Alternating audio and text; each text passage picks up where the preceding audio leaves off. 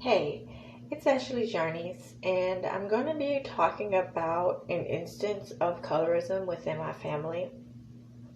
So, um, recently my mom gave me a story about a cousin of ours.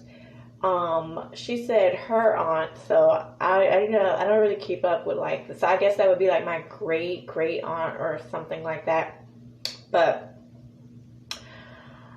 her great aunt had three kids. That's what she told me. She said that she had a son and two daughters, and that the great aunt told her, well, in front of her, would pick on her daughter that had like a more caramel hue. She wasn't really a very vibrant, like higher light, like a orangey yellow skin tone. I don't know. So she had like a more caramel macchiato skin tone, and her hair was wavy. Now I think, because I'll show you the pictures, I think she's pretty, and it's just sad because the girl ended up dying of cancer, and she got married. She had two sons and stuff, but she ended up dying of cancer, and her mom was just so vapid and so toxic. Really, it's really toxic that you were basically bullying, and that was her oldest daughter. She was bullying her just because she had like a caramel macchiato skin tone, and I'm like, it's just sad, really, how the black community, and yes, they're still black. Like, even though her hair was like a wavy auburn and she had caramel macchiato skin tone, still black.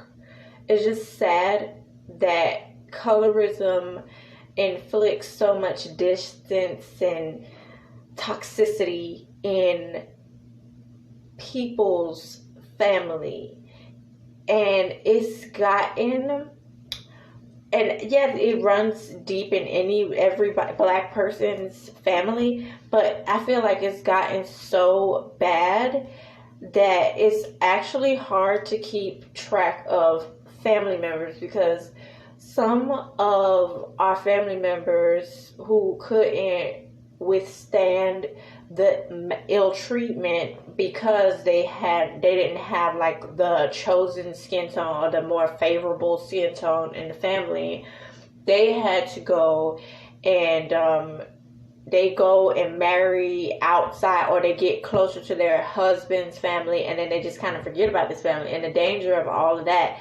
is that we have instances like my grandmother.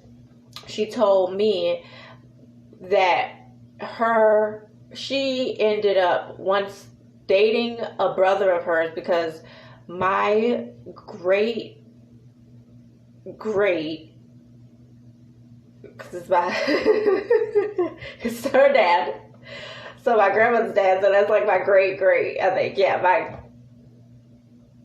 I think it was my great granddad. He was a cop, and he slept around, and he, just like how, a lot of these black guys these days, oh yeah, get your wild stuff, so you don't know who you breed with. You could be breeding with your cousin. Okay, my grandma said that she dated a dude that she kissed. Now this is nasty. And her dad told her, oh, I hope you didn't sleep with him, because that's your brother. I didn't introduce all of my kids to each other, so.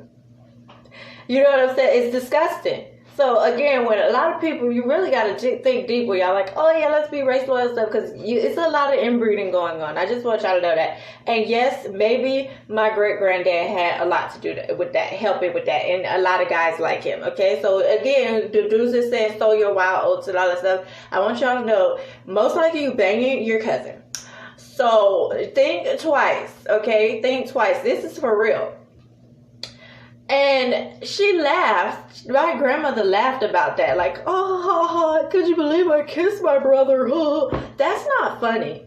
I feel like something's wrong with a lot of the humans in this world, that they think it's laughable that as long as you're getting laid, as long as you're getting paid, to be having the chance, the easy chance of having sick kids that can't help, that they are born sick and dying just because you were related to the person that you bred with. It's disgusting. It is a travesty, and it needs to be stopped. I'm sorry.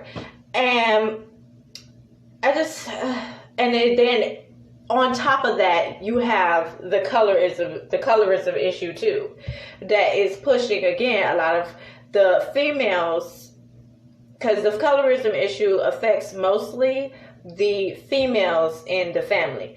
So it's pushing a lot of the females in a lot of black families away from the black family. So they still related to that family. They breed. Then I'm sowing my wild oats because I was the king in the family. You know, all the princes that became kings in the family go and they stole their wild oats too. And you just banging your cousin. You banging your first cousin all the time.